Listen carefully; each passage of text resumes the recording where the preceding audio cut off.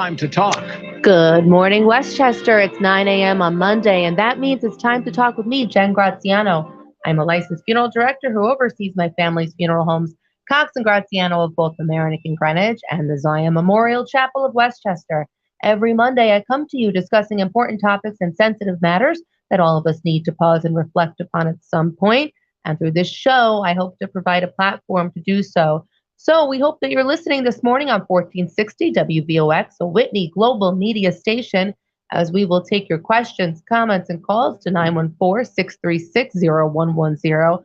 Looks like a party in the control room. Good morning to everybody in there, led by Vinny. And good morning, Facebook Live viewers. Happy to have you on this beautiful Monday. The man in front of the camera today, Tim Judge, GreenwichLocal.com, has come to chat with me. A little different format today. Rather than a guest come on, we're going to talk to you about a lot of issues that are impacting the senior community. And like I said, we want you to join in the conversation. So if you're listening on Facebook Live, share your comments below as Tim will monitor. And we encourage the phone lines to have people call in. Good morning, Tim. Good morning. Good morning. And since you gave me this opportunity, I'm going to say that we are on Facebook Live. We're on YouTube Live. We're also streaming into Twitter on the Greenwich Local page. And then we also added podcasts you can find on timetotalkwithjen.com. But we added Apple Podcasts just this weekend.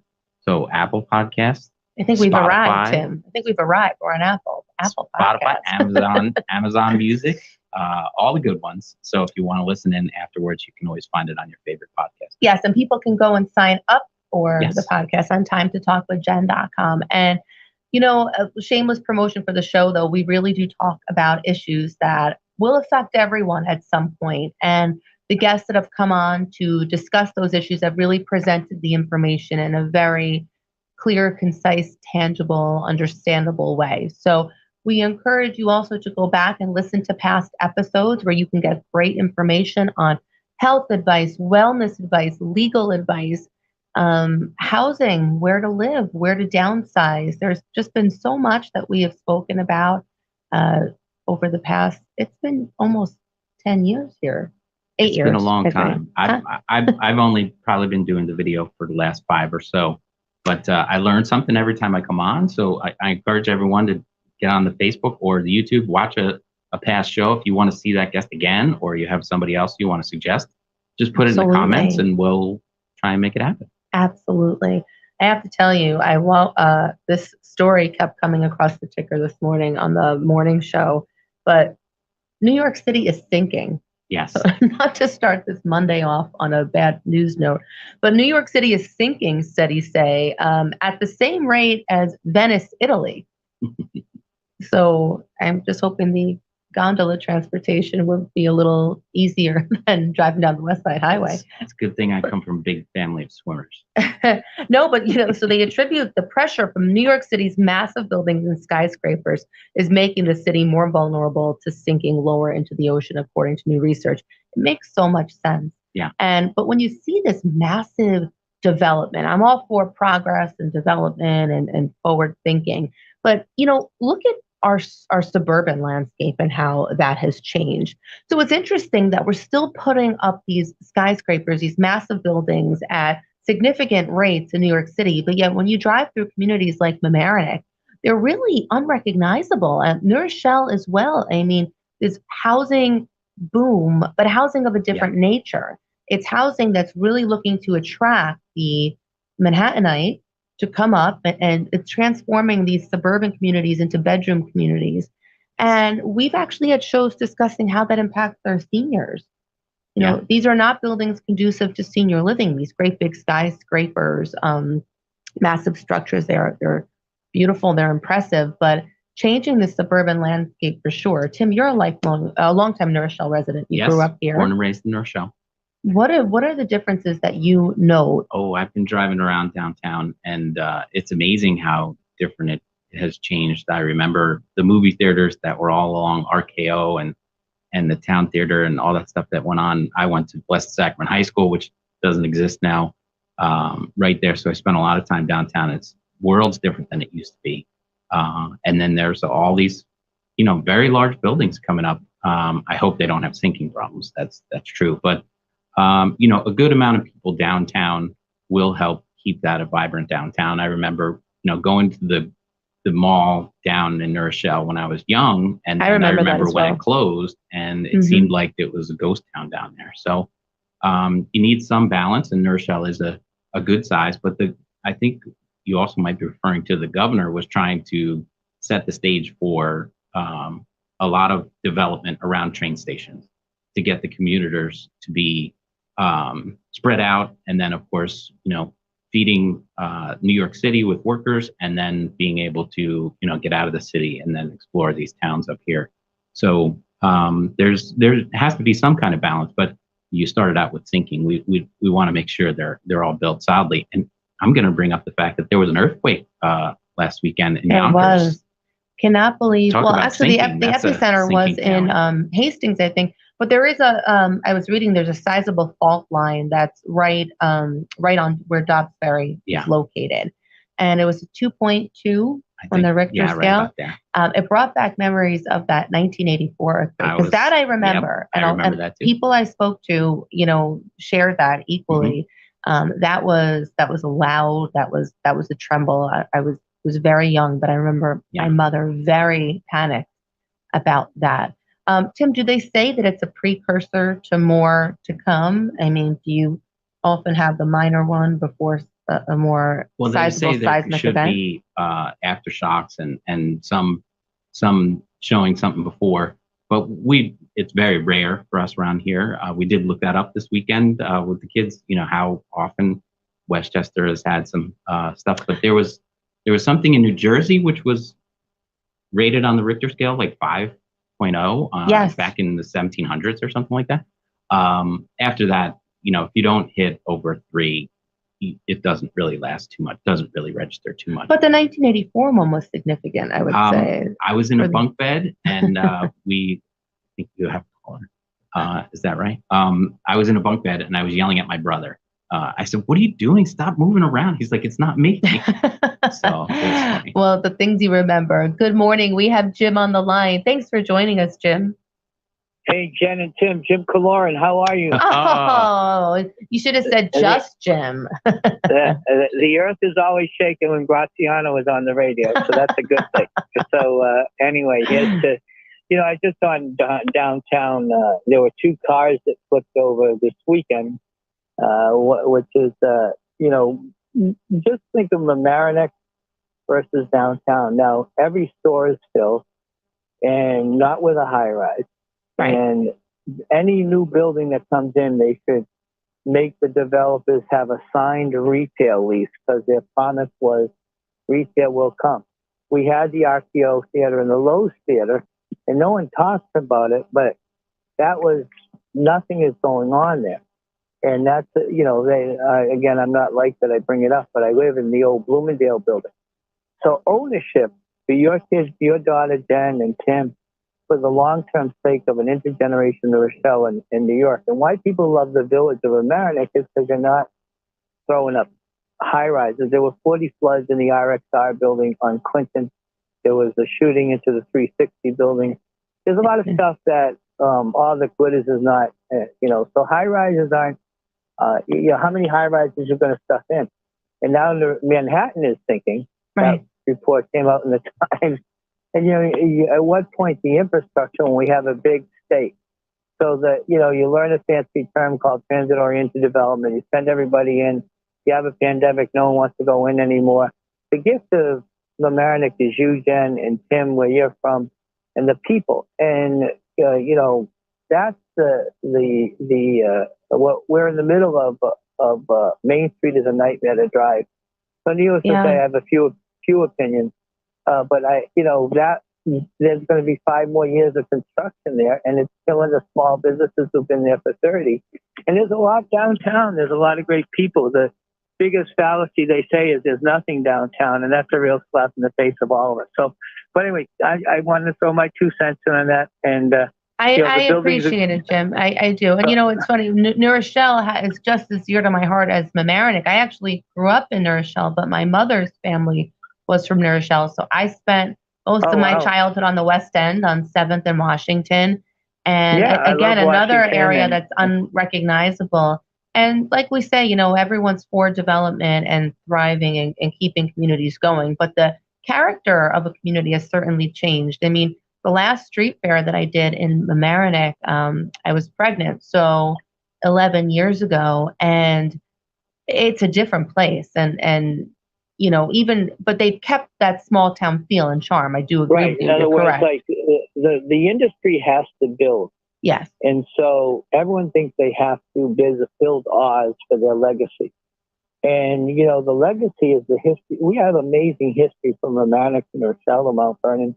The minute you knock down historic buildings and create a transient population, there's no connectivity. Yeah. Like the West End. The West End has connectivity. We start throwing up high rises over there, all that goes. So anyway, it's all that glitters is not gold. And I just said, but I think we need a moratorium on buildings. I think we have enough, and that any new building that comes in should have a signed lease from a realtor. Otherwise, it's all been fake marketing. And that during this time, everyone's running for office. I think those could be big issues for if I gave you a small business loan, or you, Tim, a small business loan, in a minute, you'd fill any store in Mamaroneck and Rochelle because you know everybody. And that's the gift of every unique community, building on the talents of its people. And so anyway, enough said. Well, God bless you guys. Thank you for listening. Jim, and, thanks for all that you do as well. Great guy, Jim Cloran. All right, my friend. God bless. Bye-bye. Jim was instrumental in leading the rebuilding of Mamaroneck following the devastating flooding in 2007 with his efforts from Habitat for Humanity. So just a great guy, just Jim. Speaking of local communities, there was an article that I read in the Westchester Rising, written the other day about a Soundview Summit, police providing tips and encouraging protection for residents and communities against local and current scams. So we always try to raise awareness to our senior community, a wonderful population, but a very vulnerable one. And what the detectives from a tri-municipal effort were addressing were some local scams to be aware of. And we want to give mention to this now. And again, if not for yourselves, but for your loved ones, people who could be susceptible. But those phone scams are back, and they are financial scams as well that they're tied in. And this is the MO of how they do it. It's usually the phone call advising of a family injury or a family emergency. They'll say, grandma or uncle so-and-so, I've been in an accident. And they talk about an accident, an arrest, or an injury, something of an urgent nature. And then it's accompanied by the urgent request to send money. What they're saying, though, however, is sometimes they're going one step farther to send an Uber to the house or someone in a car to come and collect the money. So what they are encouraging, this has been a long time problem. It's just really becoming more intricate in the delivery of the scam. If anyone calls with that, hang up the phone immediately. Contact your loved one to verify their whereabouts. We've discussed this so many times on the show, but scary to think, Tim, that they're actually sending someone in an Uber. They're matching up the address and phone number, sending someone to the Uber in an Uber to collect money. Scary situation. It's gotten even worse than that, because now with the capabilities of the audio transforming your daughter AI or granddaughter's voice, and then having them back it up saying, hey, we have your daughter or child here. Yes. And they can fake that voice if they've done videos like we're doing right now. So we're putting ourselves out there. So all they need is 3 or 4 minutes of this clip, and they can clone my voice or clone yours. And if your daughter has a TikTok or anything else like that, they can take their voice and then put that on the phone call to you saying, oh, yeah, it's true.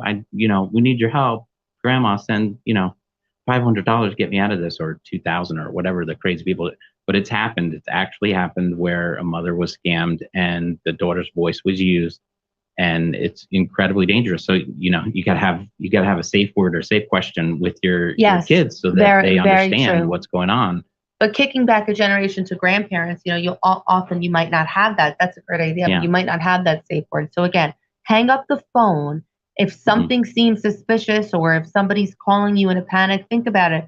If a grandchild was in an urgent situation, the grandparent probably wouldn't be the first call. They wouldn't be calling the grandparent to help them in a distressful situation. Well, if they fake the voice and it says, we can't reach mommy. Right. Well, true, but hang up and verify, independently verify. Call your children, call your grandchildren. Just verify. Do not ever give information over the phone. Don't give your location over the phone. Don't give whereabouts. Don't give social security numbers everywhere. Again, this summit that in the Soundview area that was held by police to provide tips on personal protection, this was a big thing that came out. Again, scammers are becoming more sophisticated nowadays, and artificial intelligence allows them to do just that. So always, protect your information, your identity. It's so important. They also talk about scams using the internet. It's such a ready way for identity theft and appropriation. So if you have a computer, if you're connected to the internet, make sure that someone has helped you put in firewalls and other protections in there to protect against viruses and scammers. You have to protect yourself on all fronts. And this is new to all of us, even myself. I didn't grow up in a computer generation. So it's something that we all need to learn, but it's important to have trusted people around you helping you navigate this. So if you're a computer savvy senior, that's great, but make sure you have the necessary safeguards in place on your devices. Tim, are there other, aside from firewall protections and the virus protectors, are there anything that you can do to protect your phone, protect tablets, protect iPads? Yes, there's one that I use. It's called CC Cleaner, and that would erase a lot of malware that and it's only $20 a year, and I run that probably weekly, but definitely a couple times a month, and that just flushes out a lot of things that are monitoring and retargeting you, all that kind of stuff that happens when you're online. How did they know that you visited a certain website or whatever? They put cookies on your software. But again, one of the easiest thing to do is if your email gets out there, you start getting emails from Home Depot or whatever it is, and click on this to get a gift card, and all that stuff installs the cookies and malware on your system. So you really have to flush that out, and then don't ever click on all that stuff. Absolutely. Unless you signed up for something directly from that website. If you just get random emails, don't go for it at all. And that's a message, not just for our seniors, but for our youth as well. Kids are so susceptible, and the way they just target them. I see it myself with my daughter, and purchases that she's made through Apple. They're not easy to undo either. Yeah. So, but continuing the conversation of challenges for elderly as we talk about these scams being one of them, but a blog online that was from a home care agency talked about what are the biggest challenges and problems for elderly people in our society. And, there are some that are so obvious and some that maybe are not so obvious that we should take a moment to think about and encourage our listeners and viewers to think about loved ones in your circle who might be going through this. And hopefully we're raising awareness today. But the biggest one they say, Tim, is ageism and a lost sense of purpose. It makes so much sense, but that's probably not the go-to one. Well, probably if you were thinking about what challenges affect the elderly, you're going to think health first and foremost, or, isolation, as mobility becomes a little more difficult and friends and loved ones pass away, the circle gets smaller. But ageism and a lost sense of purpose, that's pretty deep. We talk about this a lot on the show, as though age is a blessing and a gift, which it certainly is. Life can take so much away from you. And if you don't have that reason to get out of bed in the morning, if you don't have that purpose, then it starts to create a whirlwind effect. It's a physical health decline, a mental health decline, an emotional health decline. Really, really some food for thought today. And the article talks about there are a lot of outdated stereotypes about elderly people, which lead to isolation and marginalization in a lot of communities. For example, elderly people in the workforce, there is still plenty of opportunities to stay in an active working situation, even a part-time situation following retirement. There are, but sometimes that stereotype might lead employers to not believe that. So that's one example of how that marginalization can happen. Many elderly people are more able and willing to work today past the standard retirement age because the cost of living, let's face it, is so much higher. It often becomes a necessity to work, but the opportunities are not there. And that all contributes to lack of purpose. If you want to do something and you're able to do something, but you're not allowed to do something, that, again, Tim, that's just a sad reality of our world today.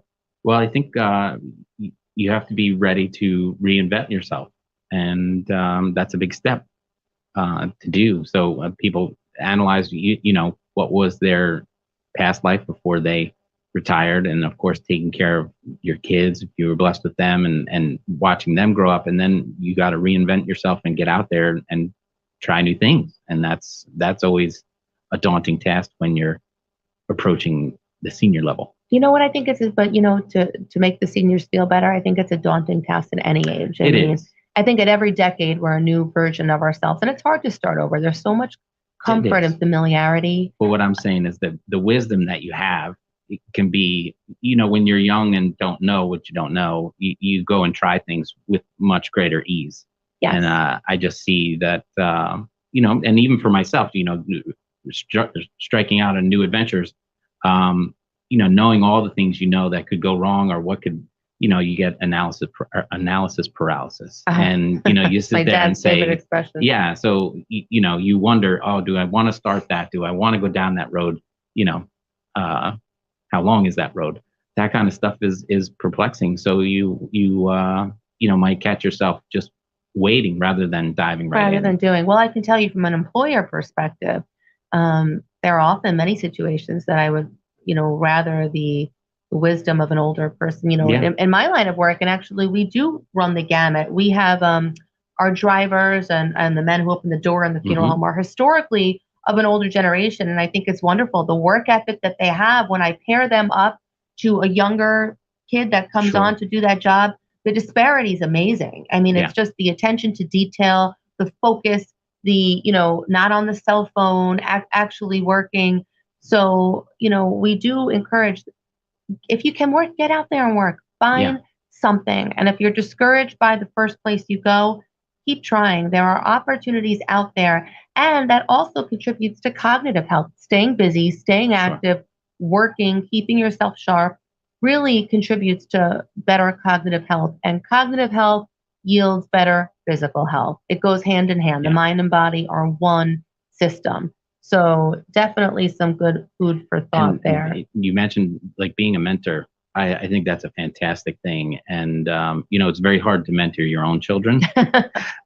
So stepping outside. Take someone else's child and just swap kids and say, do what you can with this one.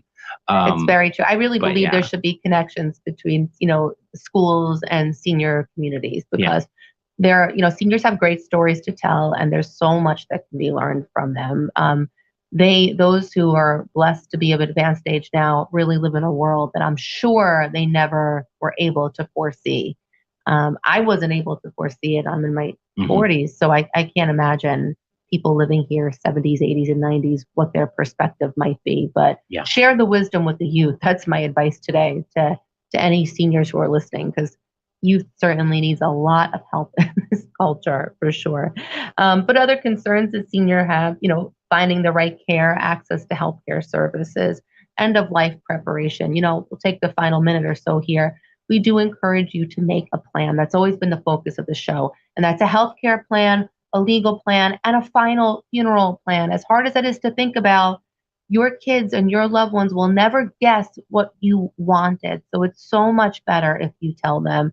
Take the moment to have that hard conversation. And once it's done, it's done. You put it away. You put the discussion to rest. But, it really ultimately is a beautiful thing to leave behind to your loved ones, is the gift of clarity and knowing what your intentions are and allowing them to focus on their grief and focus on the loss and not on those decision-making tasks. So, little public service announcement. Absolutely. But again, the goal of the show is really to raise awareness, to educate, and to really let you know that making plans and aging well are part of life. But the goal is to really bring guests on that will help you age well, be at ease, think better, have more information and education, because education is key to making great decisions. Hi, Patty. You are on. Oh, thank you, Patty. Always great feedback from you. And you're wonderful too. And I love you. And I hope that you and your family are well. Well, time flies when you're having fun, Tim, right? Thank you for commenting, Patty. There's always so much to talk about. And stay tuned. We are so happy to bring this show to you every week on my home on WBOX and now our home on many local podcasts or podcasts in general. Check us out on Apple and Spotify. Sign up for the show on timetotalkwithjen.com. Thanks, everyone in the control room. This is Jen Graziano. Thank you for taking the time to listen as we took the time to talk. Thank you very much, Tim. Have a great day, everyone. Bye-bye.